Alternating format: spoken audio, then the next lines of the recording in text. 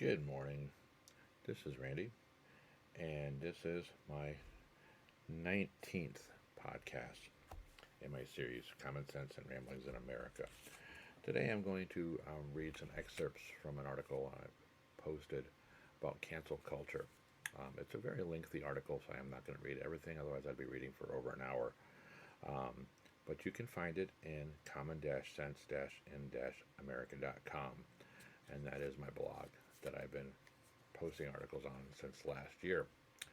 So I'm going to start, and it might be a little choppy because, like I said, I'm going to be synopsizing some of the readings or writings I put in here.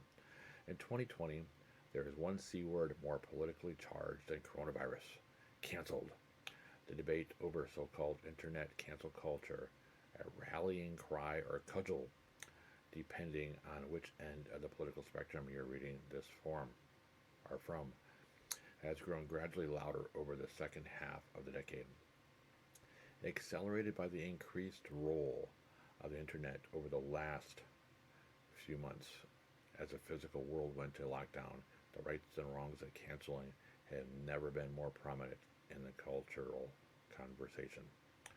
Earlier this month came the publication of Harper's Letter, an open letter signed by more than 150 prominent authors, thinkers, and journalists, including J.K. Rowling, Salman Rushdie, Margaret Atwood, decrying what they see as a consequence of cancel culture, a loss of open debate and tolerance. A counter letter defending cancel culture as a way of dealing with the problems of power, who has it and who does not, swiftly followed. But how did we get here? Where did the term cancel come from? And why has it become a touchstone for political polarization? Defining the problem. What does canceling mean? Before digging into the history of the term, it's helpful to establish what exactly it means to cancel someone or something. Unfortunately, with so much of these days, the answer to that really depends on who you ask. Most simply, to cancel someone is to reject them, to ignore, to publicly oppose their views or actions, and to deprive them of time and attention, and sometimes their ability to make a living. To many on the left, it is a classic tactic of the politically disenfranchised, adapted for the hashtag obsessed internet age. A cultural boycott is how Lisa Nakamura, a professor at the University of Michigan who studies the intersection of digital media and race, gender, and sexuality, describes that tactic. When a group of people lack the power to change or dismantle something, one of the few options available to them is to refuse to participate. In the economy of the internet, where attention often equals money, such a boycott has consequences. On the right, cancel culture is seen as kind of internet mob rule, a blunt instrument wielded by the intolerant against free speech and open debate.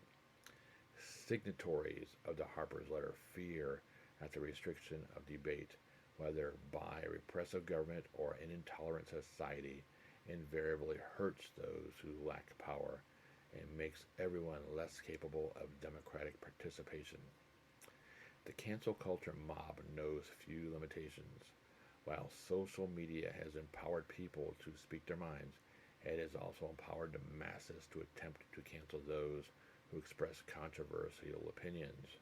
Victims of cancel culture often end up jobless, friendless, and helpless. Those engaging in canceling people, however, gain nothing but empty satisfaction. In a cancel culture, everyone loses the ability to understand differing perspectives, making echo chambers and their disastrous consequences inevitable. Cancel culture has been described as accountability by its proponents, but that is not a fair assessment of this phenomenon. If cancel culture implied accountability, then there would be an avenue for redemption. When the mob controls justice, there is no means by which you can regain their respect.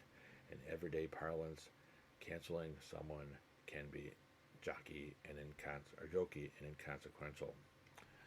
Canceled, for definition, to dismiss something, somebody, to reject an individual or an idea. Okay, but it can also be deployed totally seriously with real life consequences.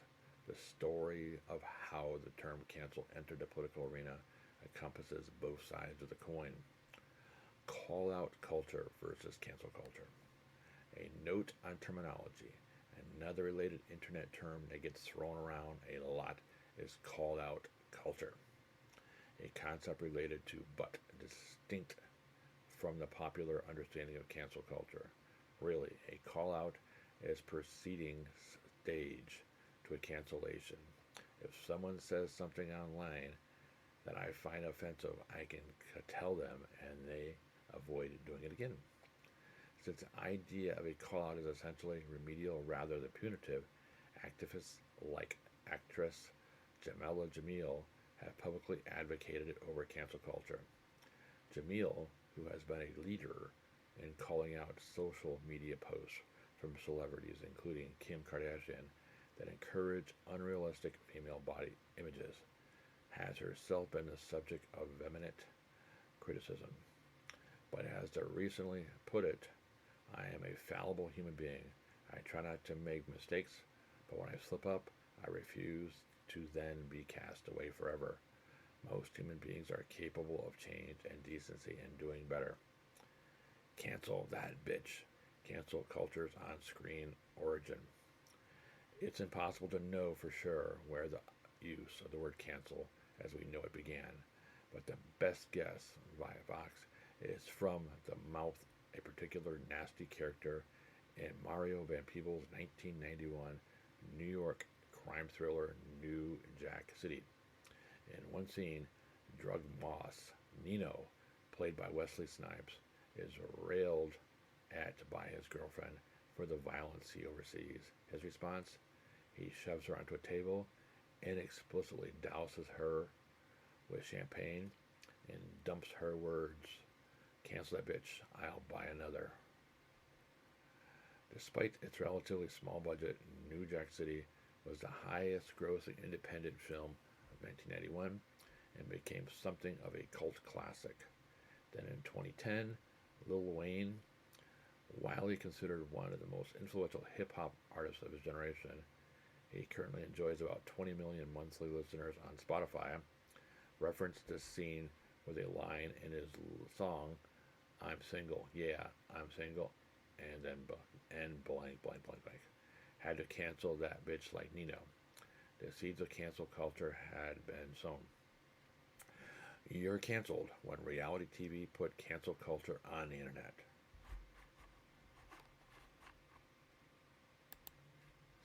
In December 2014, American cable channel VH1's reality show Love and Hip Hop New York aired an episode in which cast member Diamond Strawberry tells her boyfriend Cisco Rosado that she has a 6-year-old daughter.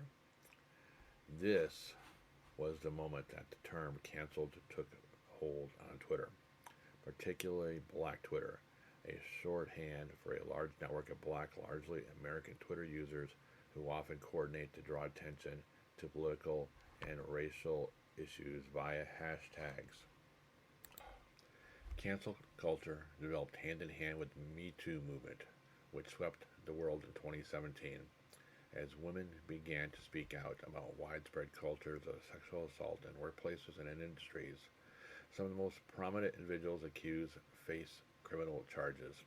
Hollywood producer Harvey Weinstein was sentenced to 23 years in jail for rape and other sex crimes earlier last year, while financier Jeffrey Epstein died while awaiting trial for sex trafficking in 2019, but many faced their biggest recriminations online. Louis C.K. and Kevin Spacey. When Hollywood actor Kevin Spacey was accused of sexual assault by several actors, some of whom were underage, he was dropped from his starring role on the HBO drama series House of Cards.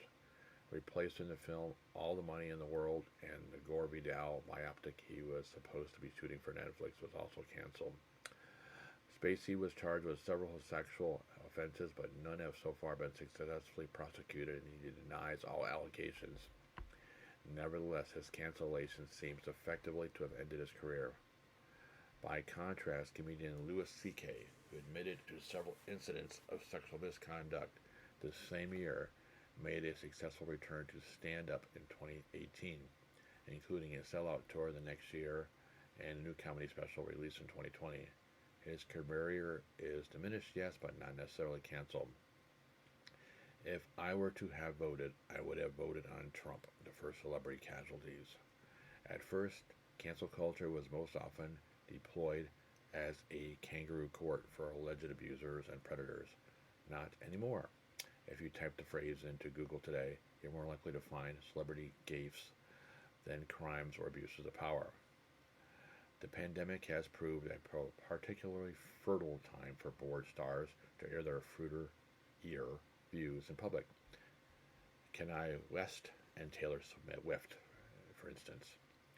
But celebrities have been targeted by cancel culture from its inception. 2016 the year of Brexit vote and Donald Trump's election also can be fondly remembered for claiming cancel culture's first prominent celebrity casualties. Kanye West was once a titan of American culture, the man credited with producing some of the most interesting music of our time and for criticizing George Bush over the plight of black citizens in the wake of Hurricane Katrina. Occasionally prone to outspoken and ill-judged public utterances, West took it too far for many of his fans when he announced on stage that he was a Trump supporter. He appeared in a photo op with the president at Trump Tower later the same year, and in 2018 declared that slavery was a choice. Unfollowed on social media by prominent celebrities and labeled dangerous by public intellectual Ta-Nehisi Coates, Kanye West was officially canceled. The same year, the latest twist in West's longtime feud with fellow American artist Taylor Swift sounded the death toll for Swift's internet good name. West's wife Kim Kardashian released video footage suggesting that Swift herself had agreed to a derogatory lyric West had written about her, before publicly condemning him for it.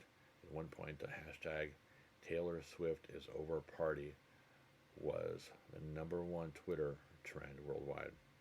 Do you know how many people have to be tweeting that they hate you for that to happen, said Swift in 2020 documentary Miss Americana. In the UK, the impact of cancel culture on several public figures has seen it becoming an increasingly common phrase. In January, actor Lawrence Fox was eminently criticized for claiming the Duchess of Sussex had not been a victim of racism on the BBC's Question Time. I have come to the conclusion that I may have never get an acting job again while expressing correct opinions, he wrote. J.K. Rowling has been effectively disowned by die-hard Harry Potter fans for repeatedly airing her strident views on transgender rights. In July alone, hashtag Jodie Comer is over party started trending on Twitter after Killing Eve actress Jodie Comer was photographed with a man who may or may not be a Republican, and UK rapper Wiley was banished from social media and dropped by his management company for anti-Semitic tweets. The rise of right-wing cancel culture. While the left have undoubtedly taken ownership of cancel culture in 2020, the political right has carried out its fair share of high-profile cancellations. The individual who has arguably done more than any other to put cancel culture on the map also happens to own his presidential victory to a conservative base. Despite frequently deriding it, Donald Trump embraces cancel culture. Over the years, he has called for the boycott of everything from leading brands to films to countries. He also demanded the firing of innumerable journalists and has frequently fired or excluded from favor civil servants and politicians he has clashed with. But the right's dabbling in cancel culture is not confined to the present White House. In 2018, Disney fired Guardians of the Galaxy writer and director James Gunn from the third installment of the franchise after old tweets that included jokes about rape and pedophilia emerged. The tweets were brought to light by alt-right conspiracy theorist Mike Cernovich in response to Gunn's criticism of Donald Trump, leading to widespread speculation that the firing was politically motivated. Disney later reversed the decision and brought Gunn back. The same year, Senator Majority Leader Mitch McConnell was among the prominent Republicans calling for the firing of Democratic Senator and former comedian Al Franken following allegations of sexual assault. Franken denied all charges, but he was forced to resign. What's really behind the left's cancel culture? After Bernie Sanders won the Nevada Democratic caucuses, liberal icon and MSNBC stalwart Chris Matthews compared Sanders' victory to Nazi Germany's invasion of France. And immediately after his comments, the leftist mob came after him, demanding that he be fired. This wasn't some neoliberal never-Trumper who had been masquerading as a Republican for the last 2 decades. This was a celebrity airhead running his mouth in the throes of emotion. This wasn't some lonely blogger writing uneducated opinions from his mom's basement. This was Chris Matthews, who wrote speeches for Jimmy Carter, spent 6 years as Tip O'Neill's chief of staff, was the D.C. bureau's chief for the San Francisco Examiner, wrote books about the Kennedys, had been the host of Hardball for over 20 years, and had the thrill of Obama's presidency run down his leg. But you make one clumsy historical analogy, which implies America's leading socialist might be as bad for America as the Nazi army was for France, and suddenly you're out of favor with your own constituency, and you're required to grovel to keep your job. The left has been demanding conservatives grovel and be fired at least since Richard Nixon dared to call Alger Hiss a communist. But that wasn't merely a reaction, that was a strategy. The left wanted power, and setting up conservatives was their strategy for grabbing it. But why would leftists try to silence other leftists? Back in the day, if a leftist strayed off the reservation, his comrades would ignore the sin so the sinner could keep spewing his leftist nonsense the other 99% of the time. Those days seem to be gone. For centuries, philosophers have argued that information we receive directly from the world is a better and more reliable source of knowledge than information we receive indirectly from the testimony of others. This reliable kind of direct knowledge is gathered from personal observations, personal experience, and other reasonings. Direct knowledge isn't infallible, of course. If I told you I saw Bigfoot on a moonless night running through a thick wood, you might question the accuracy of my observation. My personal experiences might be too narrow to support my general conclusions. My reasoning might be based on bad premises. Despite the potential weakness of direct knowledge, the information we get from testimony of others, known as indirect knowledge, is always worse. Assuming this testimony comes from someone with direct knowledge, that direct knowledge carries the same weaknesses that our own direct knowledge bears. Plus, as the testimony is passed from person to person, the information, if it conveys, can be distorted by the process of transmission. On top of that, there's always a chance that the person sharing their knowledge is actually a liar and his testimony is intended to deceive. Philosophers understand these weaknesses as they built in systems and principles to measure the reliability of knowledge gained from observation, experience, and reasoning, which I won't get into here. They also came up with a safeguard for knowledge based on testimony. This safeguard is known as reasonableness and requires the person receiving the testimony to evaluate the character of the person who's testifying. The testimony from a person of good character with a track record for accuracy and reliability is a far safer source of indirect knowledge than an habitual liar who regularly gets his facts wrong. These philosophical safeguards were hammered out at a time when philosophers expected most of the knowledge people relied on to be direct. They expected people to get their hands dirty in the real world where they could observe, experiment, and reason things out for themselves.